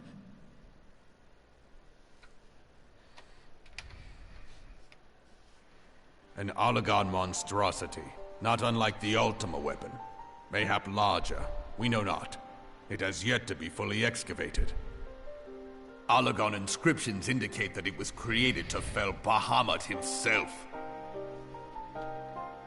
If accurate, it might explain why Nail Van Darnus chose to bring the Red Moon down upon the Cotonou Flats. Given the ends he went to ensure Eorzea's annihilation, destroying the one weapon which could stay the Elder Primal may well have seemed like good sense. When first I bore witness to the power of the Ultima weapon, I doubted the evidence of my senses. And now you tell me there is another such weapon, one which could contend with Bahamut. Bahamut! Aye, we were skeptical ourselves. Truth be told, until the Ultima weapon's existence came to light, we thought the inscription had been mistranslated. At present, Omega is more akin to a fossil than a tool of war, having long since ceased to function. As such, its true potential cannot accurately be gauged. However, if someone were to restore it, as the Garleans did the Ultima weapon, I have little doubt that he would wield untold power. Power enough to subjugate Uldar like as not, and the rest of Eorzea besides, which is doubtless why Teleji Adeleji yearns to have it. That he should aspire to world domination. He who has ever walked 2 paces behind Lord Lolorito in matters of commerce. 'Tis in acknowledgement of his own limitations that he seeks this power. Woe betide us all should we allow him to have it.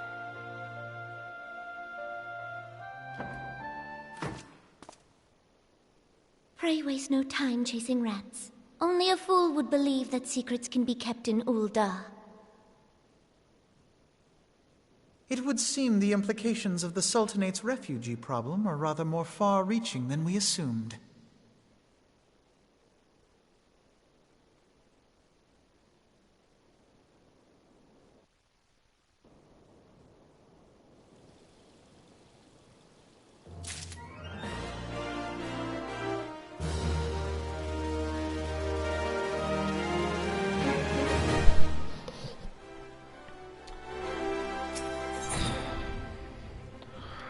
Stories we tell. Recent revelations weigh heavily on Alphinaud's mind.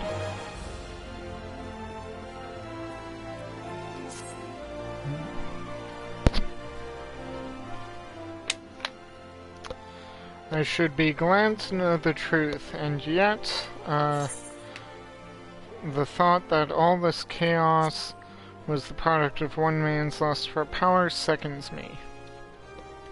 How long do you think they intend to hide the existence of Omega from the Scions? That they even felt the need to do so is most troubling. It would be in our best interest to learn more of the military activities in the disputed territories. You are, of course, the Scion best suited to this task, Private Tia. Do take a moment to visit the Hall of Flames and make inquiries at the earliest available opportunity. Begone, whelp. This is no place for children.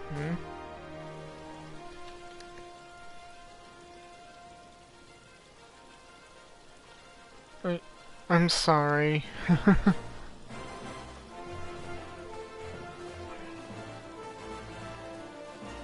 That's the kid whose parents went off. I was looking for you, mister. You said you were looking for the man who left with my parents. You know this girl?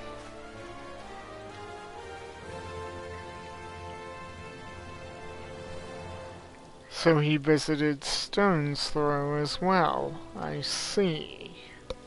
Did you find the man? Were my parents with him?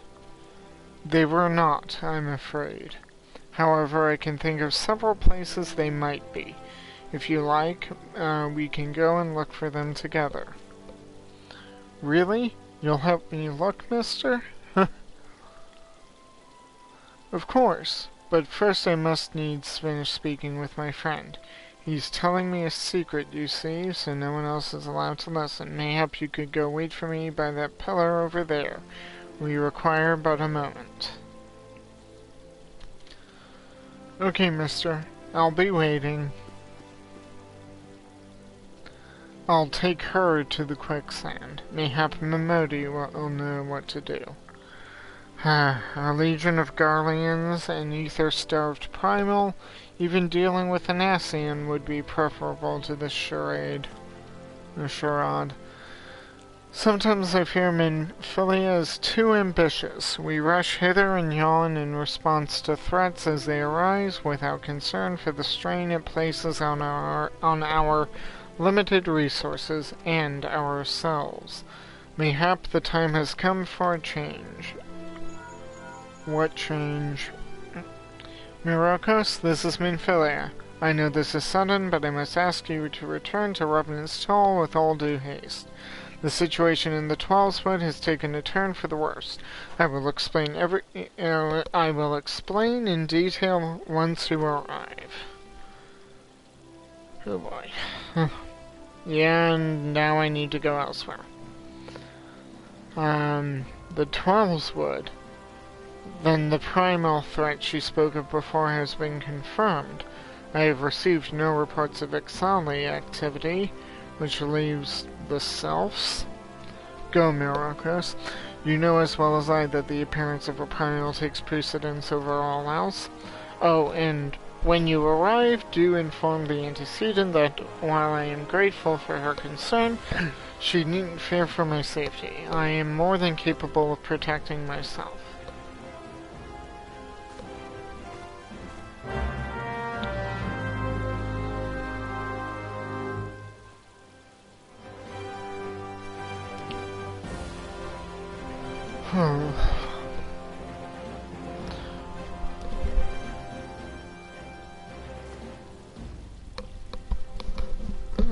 Okay, so with a thunderstorm just in the area, I'm thinking it might not be a good time to continue gaming. I will return to the Rising Stones, turn this quest in.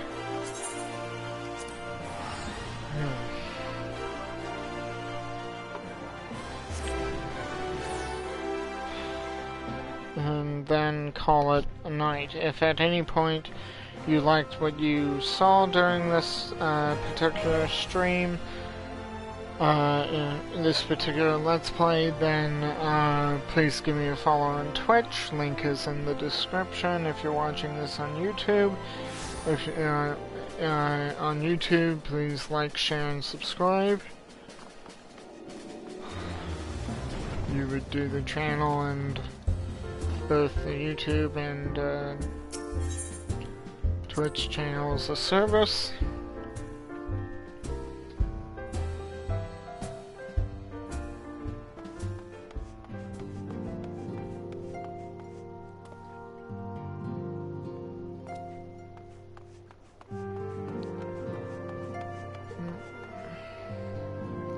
Doesn't look like anyone has changed.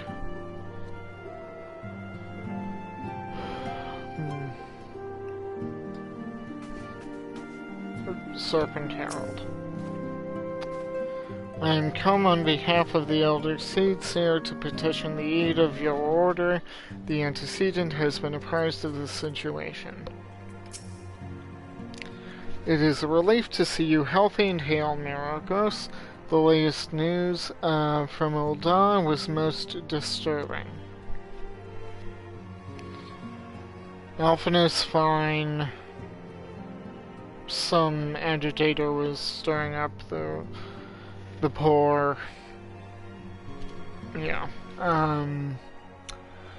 Clearly the only injury Alphino suffered was to his ego. Doubtless it will heal ere long. The other scions will need to be present for this meeting. If you are ready to begin, I will summon them now. Okay.